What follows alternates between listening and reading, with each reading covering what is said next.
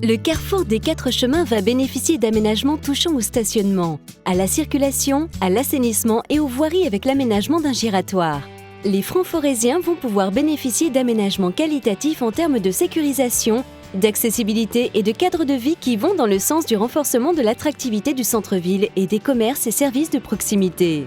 Le projet, c'est un peu la suite de toute une réflexion à l'échelle de la commune de Petite-Forêt qu'on a entamé il y a presque une quinzaine d'années. Mais c'est un projet qui est un peu le maillon de tous les aménagements déjà réalisés sur la commune depuis une dizaine d'années et qui va être, à mon avis, le point de départ d'un nouveau centre-ville. C'est surtout un intérêt pour le confort des piétons, puisque actuellement, comme vous le voyez, l'espace est anarchique et les voitures, à la limite, ont pris le dessus sur les piétons. Donc redonner la place aux piétons. Et forcément, à redonner la place aux piétons, on redonne de l'espace qualitatif aux droits de chaque commerce. Et à mon avis, c'est une bonne opportunité pour, alors c'est prétentieux, mais redynamiser, pourquoi pas, le commerce avec une nouvelle image qualitative, sécurisante. Le parc Mandela s'offrira un lifting en 2014. L'objectif est de sécuriser et de rendre plus convivial cet espace public en le reliant au quartier périphérique. Le projet s'articule autour de 3 axes. La centralité du parc avec une liaison piétonne convergente dotée d'un espace central dédié aux festivités, les jeux avec la réalisation d'une plaine de jeux et d'un espace de proximité pour les petits et l'espace promenade avec des accès limités et des allées en bois.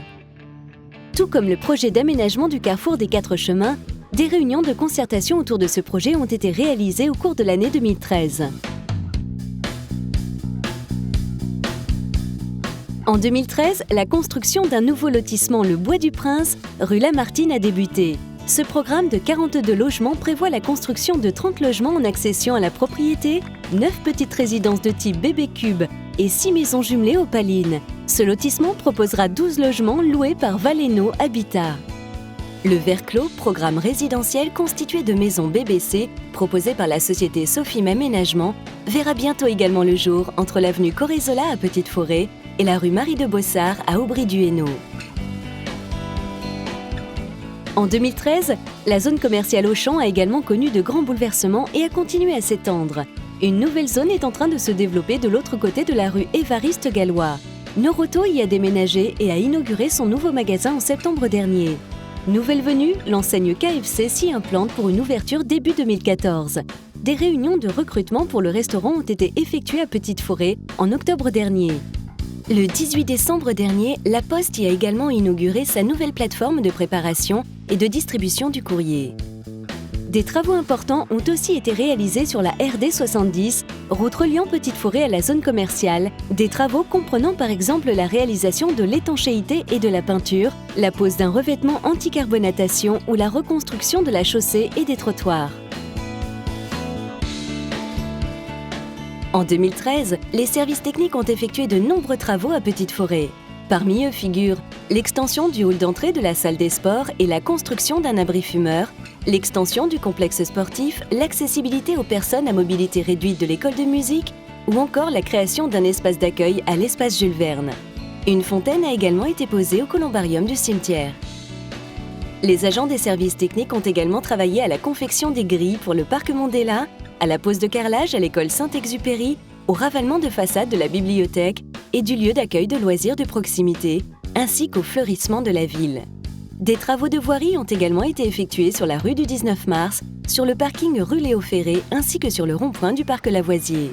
En 2013, on a fait des travaux de bâtiment, restauration de bâtiment.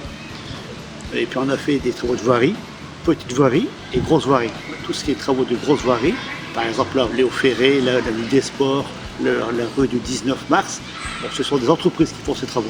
Je pense également au trottoir de la cité du Bosquet, ainsi que la rue Aragon qui c'est pas encore fait mais ça va être fait. Donc ça c'est les principaux travaux, bâtiments et voiries. Les moyens humains c'est essentiellement la régie pour tout ce qui est travaux de bâtiment, services techniques donc. Et puis des moyens humains également pour les petits travaux de voirie, nid-de-poule, signalisation verticale, signalisation horizontale. Il y a le facteur temps qui rentre en jeu. Quand il fait beau, on fait du marquage au sol. Autrement, c'est planifié tout au long de l'année, donc on a des logiciels de planification. Et puis on planifie tous les mois les travaux effectués dans les bâtiments.